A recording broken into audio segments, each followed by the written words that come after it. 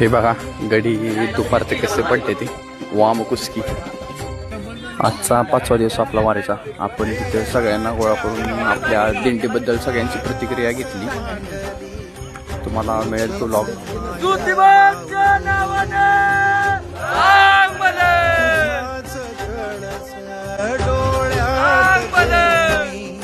एक सुंदर अशी सायंकाळ तुम्ही बघा.